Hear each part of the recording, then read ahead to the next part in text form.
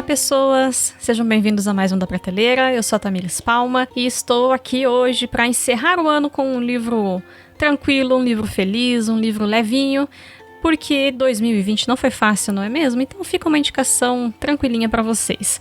Estou sozinha novamente, sim, foi um ano, acho que foi um ano de recordes de programas sozinhos. Teria que conferir, eu não lembro quais foram todos os programas, mas eu creio que foi o ano em que mais estive sozinha por aqui. Mas mesmo assim vocês continuaram me ouvindo e tudo mais, então fico muito feliz, fico sempre feliz com os feedbacks de vocês, com gente que começa a ler os livros ou vai ver as séries e filmes porque indicamos por aqui.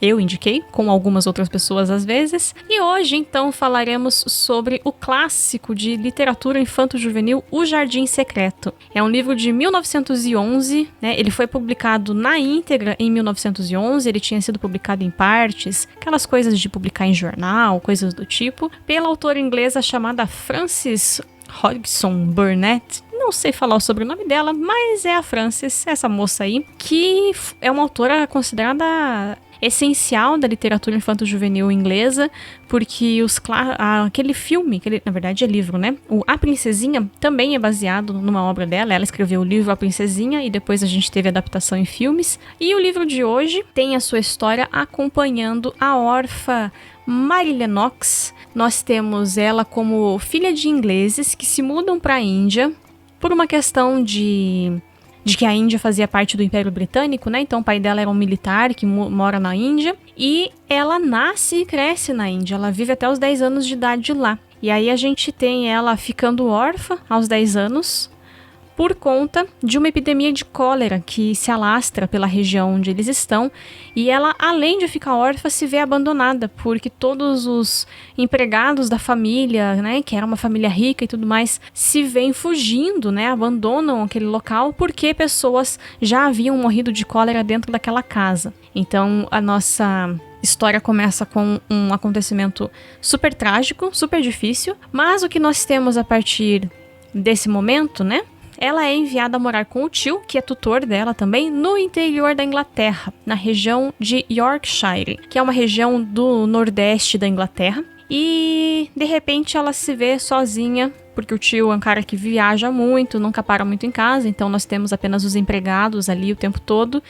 E ela se vê sozinha numa casa, segundo os empregados, que tem mais de 100 quartos abandonados, fechados e tudo mais. E ela passa a se sentir sozinha, ela passa a perceber que ela é uma menina sozinha. Porque na sua realidade da Índia, ela tinha as suas amas, né, as suas empregadas, que ficavam o tempo todo.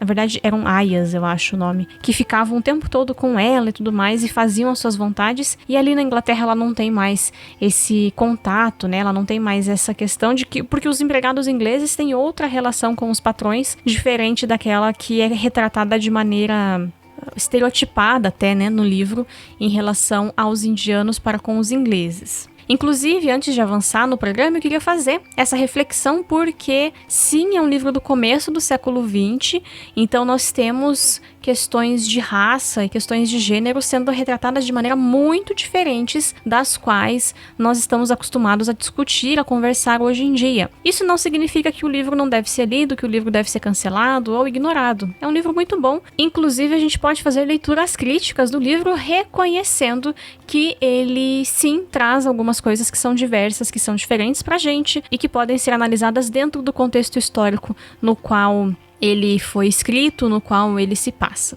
Então, partindo de por que eu reli esse livro, na verdade. É um livro que eu já tinha lido lá por finalzinho de 2008, começo de 2009, eu não lembro exatamente quando. E é um livro que eu gostei demais quando li a primeira vez. E aí agora, em 2020, a Companhia das Letras disponibilizou lá no comecinho da pandemia, no comecinho do isolamento, né? Quando teve isolamento ainda nesse país, lá por março, abril, o livro em e-book.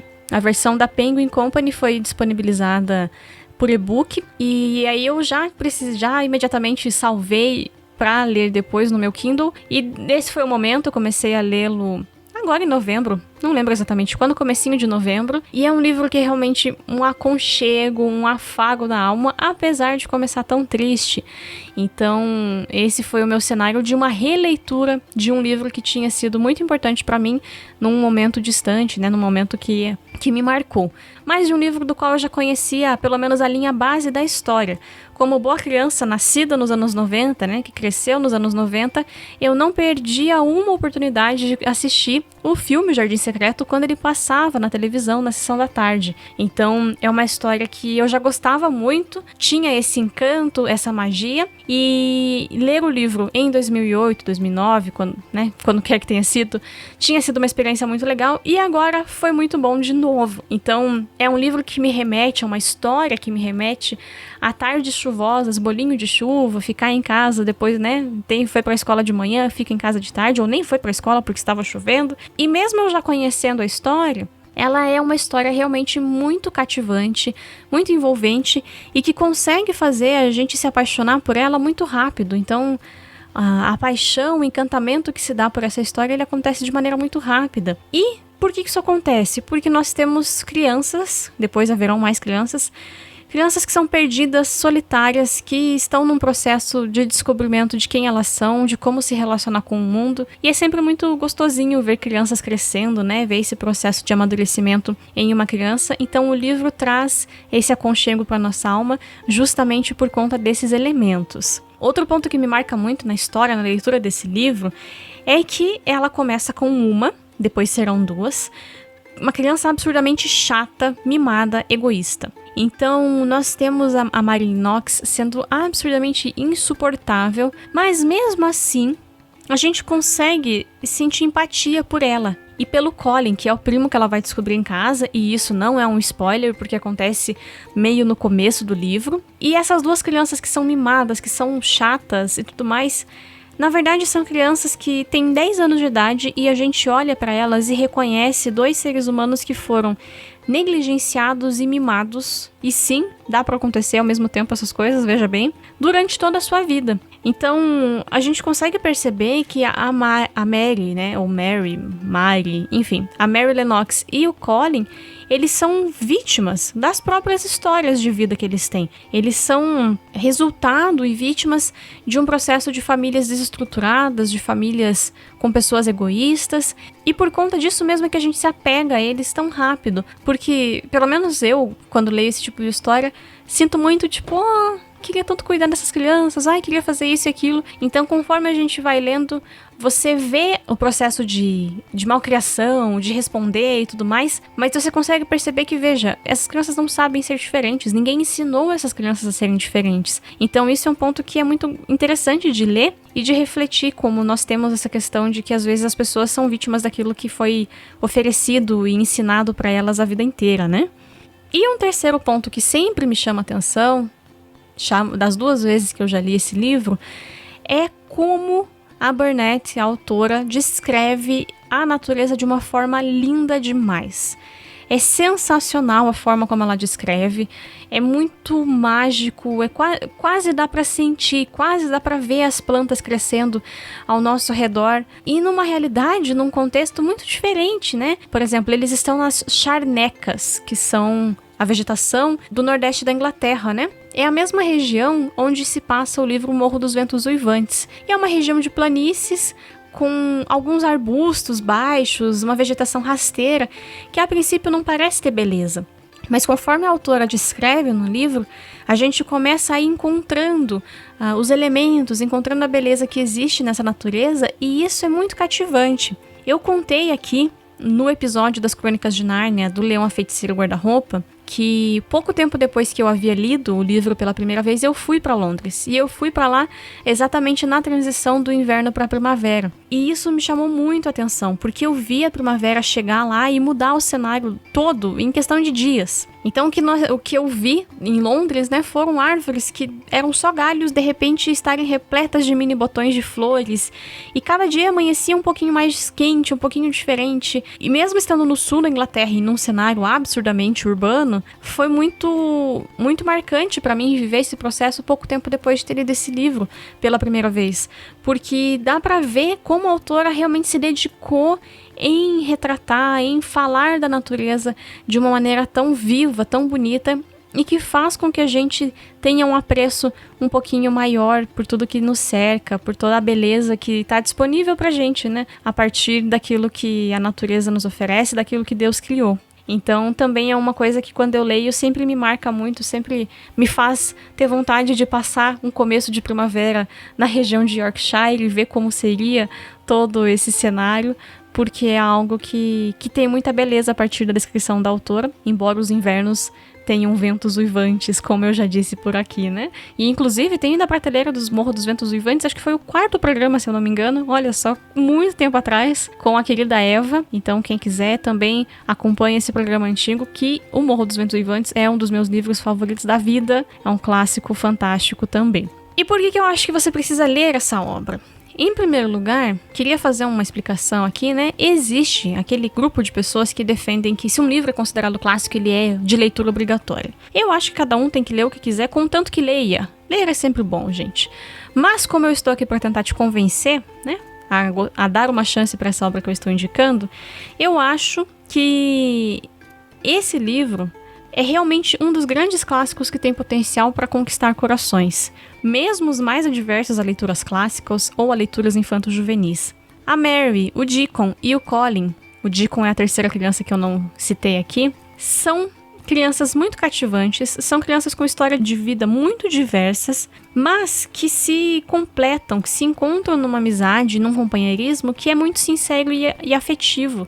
É bonito de ver como a amizade deles se desenvolve, como eles criam relações de confiança e de afeto mesmo um entre os outros, e isso muda a história de pelo menos 2 deles para sempre. Não dá para saber a história do Deacon, mas com certeza a história da Mary e do Colin foi alterada nessa relação, nessa amizade que eles desenvolveram. Então é um livro bonito e que vale a pena ser lido nesse sentido de valor da amizade, de valor da confiança uns nos outros, de saber guardar segredos que são positivos. Então é uma leitura que inclusive serviria para fazer com crianças ainda hoje.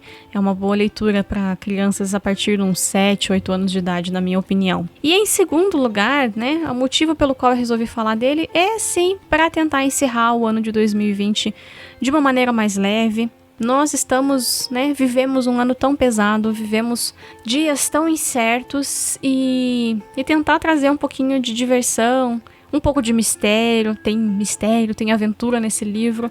Eu acho que pode ser uma boa pedida para descansar a cabeça e trazer um pouquinho de alegria para o coração, para encerrarmos esse ano juntos. Então fica a minha forte indicação. Talvez vocês me achem até repetitiva, porque toda vez que eu trago um livro eu falo, né, não, é um livro sensacional, é um livro maravilhoso, mas porque realmente eu indico coisas aqui que eu leria de novo mais de uma vez e que eu acho que vale a pena ser descobertos, desbravados por cada um de vocês leitores.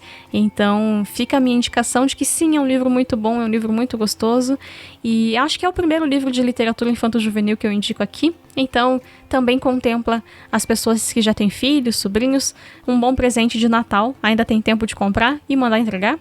Então aproveitem, e se você lê esse livro, se você gosta, se você só tinha visto o filme, deixe seu comentário aqui embaixo, participe, sinto saudade de vocês. Eu sempre falo isso, vocês, né, me ignoram de levinho, tem gente que vem comentar ainda, mas venham, comentem, é bom conversar. E reforçando o recado que eu dei mês passado, começamos um clube de leitura da Criantaços, então no post também haverá o link para o grupo no Telegram, que é onde nós conversamos, e agora em dezembro terminaremos a leitura do Hobbit. Então se você tá pensando, poxa, mas já tá acabando a leitura desse livro, entra no grupo, fica lá. Pode ficar meio low profile no começo, porque a gente em breve vai começar a próxima leitura. Eu já selecionei um livro, que inclusive já foi tema aqui do Da Prateleira. Não contei pro grupo ainda, então vamos ficar no suspense até eu colocar lá. Mas venham participar. A gente tá com um grupo de umas 30 pessoas ali, pessoas diversas, diferentes e tudo mais. E o papo corre de maneira muito leve e muito feliz. Então tenho gostado muito do grupo até aqui. E siga Criantaços em todas as redes sociais, somos @Criantaços.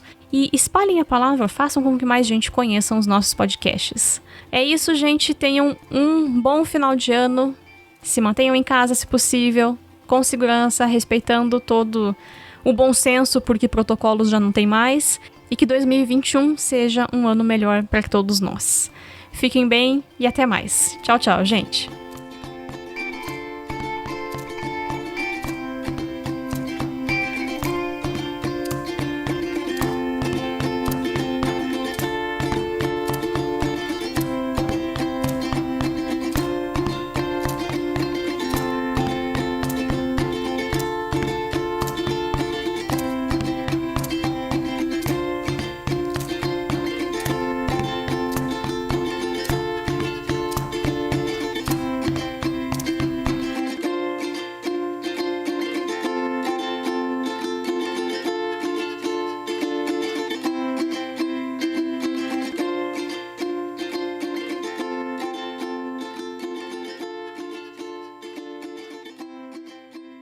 Mamãe!